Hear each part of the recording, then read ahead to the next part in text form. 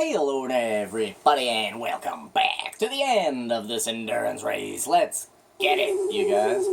This time I'm gonna remember that it's like, it says ready and then just says go, like, right away. As if it leaves you there. You're still facing perpendicular to the wall. A perfect 9-degree angle. Oh, you guys. What seems like just a few seconds to you, oh yeah, in between the last episode and this one was actually like a friggin' hour and a half for me, because when I finished recording the second part of this endurance race, I was like, man, I'm starving. So I went into the kitchen, figured out what I was gonna make, and then I ended up making it. But me, with my choice of food, always ends up being like a long, oh sir.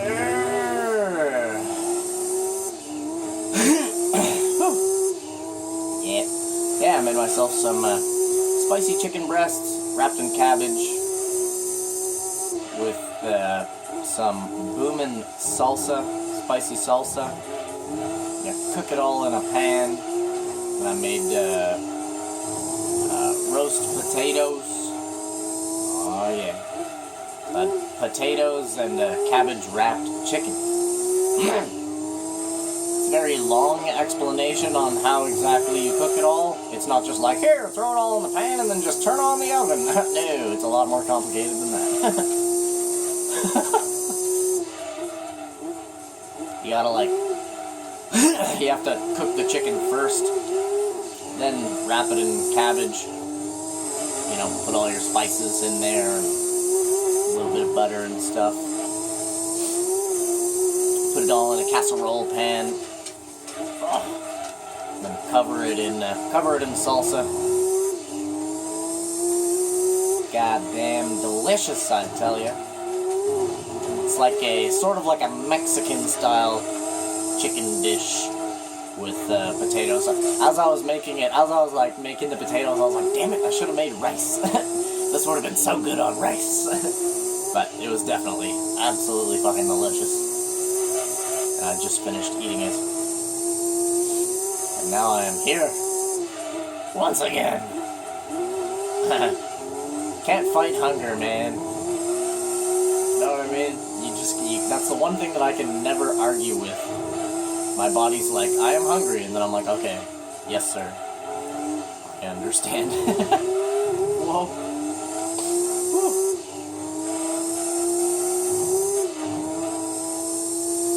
Pressure on, baby. Yes, 123. There you go. If that doesn't prove that eating something wakes up your mind and wakes up your body and your reaction time and stuff like that, I don't know what does, because we just cut 2 seconds off of our best lap time. Like right after I finished eating a delicious meal. Delicious! Ah yes, it was delicious. Oh, and I washed it all down with a glass of ice water that I had left.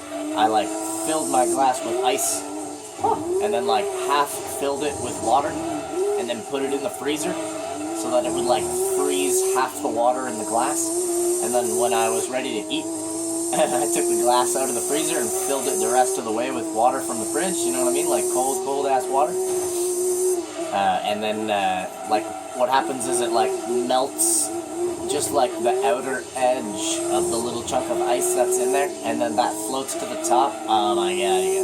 That's the best way to drink water. Then it's freezing cold.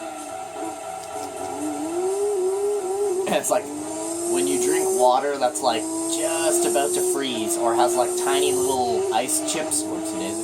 When you drink water that you have a bottle of water and you put it in the freezer for 45 minutes. Then you go and grab it and crush the bottle, and it breaks all of the whoa, my goodness, oversteer. Yeah, you give it a squeeze and it breaks all of the the little ice shell inside the bottom. know what I'm saying? And then when you crack it and drink it, you like get those little tiny chips of ice. Oh man, I'm one of those strange people that's like water. You know, I find water has a pretty good taste buds myself. So I find water has actually has a taste to me. I don't really like bottled, like actual bottled water, like Aquafina or something like that. I find that it tastes like water that's, well, I mean, it tastes like water that's been in a plastic bottle all day. Like it tastes like you know, when you're in your friend's car and you're like, man, I'm thirsty, and then he's like, oh, there's a bottle of water under the seat, and you drink it and it's like some fucking zombie apocalypse water. It's like all you taste is plastic and like what is that taste, man? You know? Well, oh. I have a metal cup that I drink water out of. It's actually a mixing cup, like a bartender's mixing cup. You know what I'm saying? Made out of hard steel. I drink water out of that. It definitely changes the like flavor as you drink, because your lips and part of your tongue is on the metal as you drink. You know what I'm saying? So you get almost like a very light metallic kind of flavor as you drink your water. Not that I like chewing on pennies or something like that. But it definitely adds like a little bit of like a flavor, I guess. I don't know how else to say it. Not so much as like a flavor, but like just like a hint. There, you guys can test it at home, man. If you guys have a steel cup or a metal cup, and then like a glass, like an actual glass made of glass, I swear to God, man, fill up both of them with identical quantities of ice water, and then take a sip out of each one, and you'll be like, whoa, there actually is quite a difference in the two of them.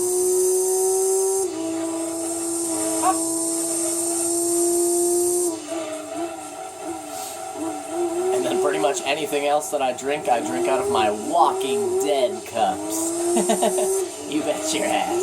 I got like I got two sets of them, but one of them I don't use them. They're still in the box and stuff like that. And then the other ones I opened up and I actually used them to drink out of. You know, that's the whole purpose of a goddamn cup. So they're Walking Dead limited edition, like tall glasses. They're like beer glasses. You know what I'm saying? Not like a mug. They don't have a handle.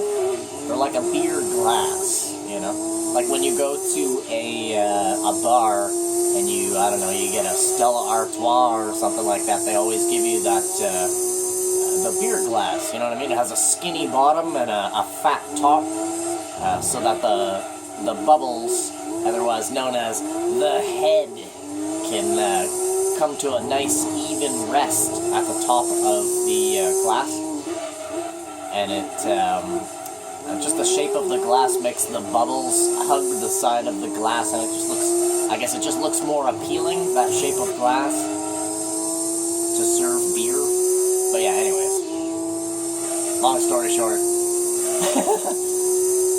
You know what I mean? So I swear to God, sometimes I go into such a long explanation on something, but it's like sometimes I'm trying to explain something in so much detail that it's like, we get the point, Ashton. Oh my God! Oh. Did you guys see the game glitch there? I think we went inside the wall there for a second. Like, yes, I genuinely hit the wall and spun out. That was my own fault. But then, once I turned all the way around and, like, the back end of the car hit the wall, it looked like we kind of went into another dimension for a split second there. That actually kind of made my heart rate go, you know what I mean? That gave me the feeling like, oh no. Because I thought the game froze or something like that. Or I thought we glitched out, you know what I mean? Oh man, that would be a shame. Imagine that. 34 laps out of 40, game friggin' glitches on you. And you're unable to finish. Oh, God. My worst Gran Turismo experience for like the game freezing or something dramatic happening in like a very long event. I think I've said this before, but it was the Twin Ring Motegi in Gran Turismo 4. I believe it's a 9-hour race, and I must have had 15-20 minutes to go, and then the game froze on me. At a very awkward friggin' moment, too. I was like going around a turn, basically just about to shift up, and then the game froze.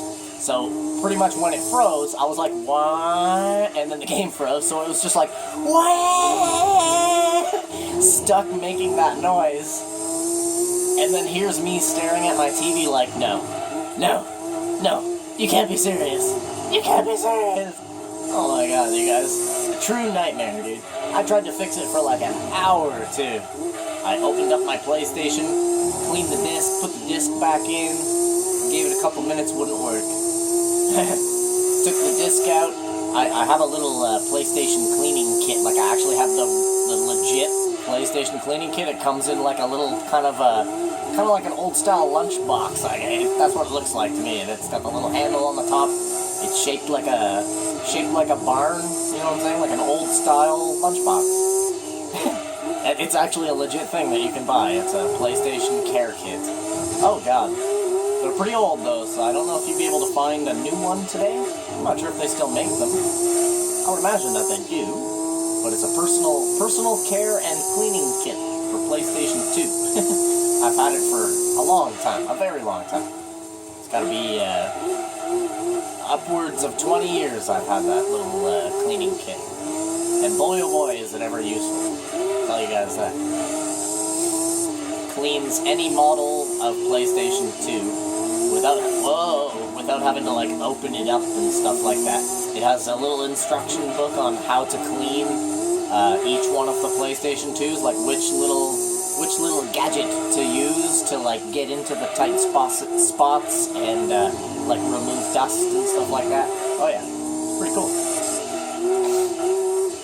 Yeah, like I was saying, I even tried to use that, and I carefully cleaned some of the insides of the PlayStation that I was playing on. I was playing on one of my older original PlayStation 2s, one of the big ones. What a nightmare. And I actually could not get it to like click in and start working again. It kept making that click noise. Any longtime gamer knows exactly what I'm talking about. It's when your game freezes and you're trying to fix it, and you can hear it begin to spin the disc. You can hear that, and then it makes a very strong, like, you know what I mean, like a click. You can definitely hear it clear as day, and that tells you right there that it's not reading the disc. That clicking noise is actually the motor of the disc spinner stopping. So it has stopped spinning the disc. In other words, it's not trying to read the disc anymore. And when you hear it make that noise, then you hit open and close again, right? And if you don't hear that click noise, sometimes if your game is frozen, if you wait a little bit, it can actually come back. And that works for so many games, man. I'm sure any expert gamer out there, or any longtime gamer like me, you know, I'm not an expert gamer. I'm decent at some of the games that I do play. You know, I'm pretty damn good at some of the other games that I play, but I'm not like a gaming expert. I'm one of those long-time gamers that has played like every goddamn game that's ever come out. You know, so I can attest to that little trick working quite a bit. If you've got an old PS2 at home that has trouble reading discs, you can definitely use your ears to judge what your old PS2 is doing, and you can definitely get some games to work. Some PS2s end up getting a little problem where if you overplay games on the old style PS2s, the really, really big ones, you'll get a problem where you'll put a disk in and close it. And if you go to the browser menu, it'll say reading disk for only a split second. Like, it'll say reading disk and then it'll go away. And then if you open and close reading disk and then it goes away, right? If that actually begins happening, believe it or not, there's a couple things that you can do. You can turn your PlayStation vertical, or actually grab your PS2, hold it in your lap. I swear to God, this sounds hilarious, but it fucking works. So what you want to do is turn your PS2 around, the big one. This only works on the big ones. It doesn't work on the Slims because the Slims do not have a fan system that the older PlayStation 2s do. Now, for some reason, this works. I don't know why, but it does. So if you, if your PlayStation, like I said, is doing the reading disc thing, and you have to constantly open and close the disc tray like 1,000 times to get it to actually read the goddamn disc, you can actually fix it like this. Swear to God. Turn it around. Put your eyes on the fan. Look at the big fan on the back of your PS2. Okay. Now, when you open it, blow. It sounds fucked up. Blow into that fan as hard as you possibly fucking can. I mean, like, as if you're trying to put a fucking fire in your kitchen out or something like that. Blow into the fan as hard as you goddamn can. Like, over and over again, like, like a goddamn maniac, okay? And then close the disc tray while you continue to blow like a maniac into the fan. For some fucking reason, it will actually begin reading the disc. I don't know what it is. And you can hear it, you can hear the motor stress. You know if you're doing the right thing. If when you blow into the fan, you can kind of hear the fan's motor stress out a little bit. You'll hear it go wee, wee, wee every time you blow into it, right? And that's how you know you're doing the right thing. For some reason, once you start overloading the fan's little motor, you know, you're basically spinning it faster than the motor is designed to be spinning it. So you're like overloading the motor itself. For some reason, it causes the PlayStation to be like, "Oh, you're hurting me. Oh yeah, I'm supposed to be reading this disc," and then it reads the disc. I've been doing that trick for years, you guys. So I used to blow into the fan like that to try to clean out some of the dust from the inside of the PS2. And then I noticed that on like the first big PS2 I had ever owned, it suddenly just stopped reading discs one day. I put a disc in, it would either take a minute to read and then it would say the disc could not be read, or it would simply just say reading disc for like a goddamn split second, and then the reading disc would go away and it would stop basically doing anything. It wouldn't even spin the disc. Like when I'd close the disc tray, I could hear it just make a click, click, and it wouldn't actually even spin the disc. You guys know exactly what noise I'm talking about when you put a disc into one of the old PlayStations and you close the disc tray, it goes and you can hear it begin to spin the disc. If you don't hear that noise, that is it's a golden trick that you can use. I wonder, I'm gonna go on the internet, I'm gonna go on Google after this and see if anybody's ever put it on like Reddit or like Wiki or something like that. My old PlayStation won't read discs. What can I do? And then see if anybody's actually put that on there as an answer. Like, yo, turn the shit around and blow into the fan like a maniac for like a minute. And then when you hear the engine of the fan, or the motor, the little motor of the fan, when you hear that start to like make a whirring or a whizzing noise, then open and close the disc tray. And I don't know, man. For some magical reason. I think it's because the PlayStation senses that there's something going wrong, right? So like you overexert the motor, you know, for that little moment, and then the PlayStation kind of realizes that something's wrong, so then it thinks harder about what it's attempting to do. I'm not 100% sure, but anyways, that is the end of this race. Oh my god, look at that, you guys. 59, 55, 9. We were 4 seconds away from going to an hour, and I was debating whether or not we were going to go over an hour. I called it. I called it. I'm so smart, you guys. I'm so smart. Anyways, here's the running order. So in first place, obviously, is us. In second place is the beautiful Shelby Series 1, which is actually the car on my left right there as you're watching my car continue around the track. It's actually the Series 1 right there. We got the Camaro Z28 30th anniversary. Plymouth Superbird, which is an old muscle car, very gorgeous car with a big tall spoiler that you could sit on like a goddamn bench and enjoy your lunch. And the Plymouth muscle car, I believe that is actually the Plymouth GTX, if I remember correctly. And then, of course, the legendary Dodge Charger, for some reason, in last place. I'm not sure if there is a Dodge Charger and then a Dodge Charger RT. If that was the case, then I would accept the fact that a normal Charger would not come in first. Given into effect, the Shelby Series 1 is not an old-style muscle car, it's new. A Shelby Series 1 is, it's almost like a Viper, to be honest. They're pretty close to a Viper in terms of ability, even in terms of, like, shape and body style. They're pretty darn nice, gotta admit. So, what did we win, you guys? Oh my god. You guys. There she is. This, to me, is the, like, just visually, I love simplicity, right? You guys know I like simplicity. And I like a separated design. I like two solid colors, and then a little bit of accents. Now, the taillights on every car, fucking obvious, they are red. So you're always going to have a slight red accent no matter what paint job you have, right? But to have a tiny little bit of red on the Valvoline symbol at the bottom there, and then a tiny little bit of red on the front bumper there, and a little bit on the spoiler, a little bit on the back bumper, you know what I'm saying? It's a tiny little bit of accents. My god, is that ever a beautiful, beautiful car. If anybody's wondering, that is, like that's not a normal Escort. A normal Escort has a longer back end, and it definitely is not a two-door like that one is. The Escort rally car is actually a different type of Escort that are extremely expensive. You can go on YouTube and type it in. It's called a Ford Escort Cosworth. C-O-S-D, or D, Jesus fuck. C-O-S-W-O-R-T-H. Cosworth.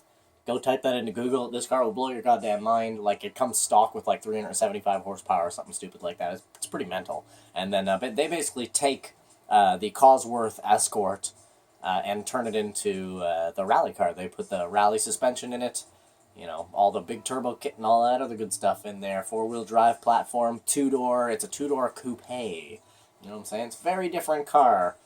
You know, anyone would just look at that and be like, huh, Ford Escort. But yeah, that's not just any old Escort, my friend. There's actually a couple different Cosworth vehicles. There's also a Cosworth Ford Focus as well. There's a bunch of different ones. Cosworth RS200 as well, yeah. Anyways, you guys, that's going to be the end of the episode here today. I want to thank you guys for coming out and watching it. Do me a favor, as always, hit that like button and subscribe to the channel if you guys want to be the coolest motherfuckers on the goddamn planet. I literally have less than 100 subscribers, so if you're watching this video right now, please, man, hit that subscribe button. It's like 3 seconds out of your life, and it's going to help me out in the long run. And like, it makes my whole day. 2 seconds of your time makes my whole damn day. I can't even explain it to you guys, but, yeah, man, wish you guys the total best, and I hope you guys have a freaking awesome rest of your day. I'll see you guys all in our next episode. Have a good one, you guys. Bye. Bye.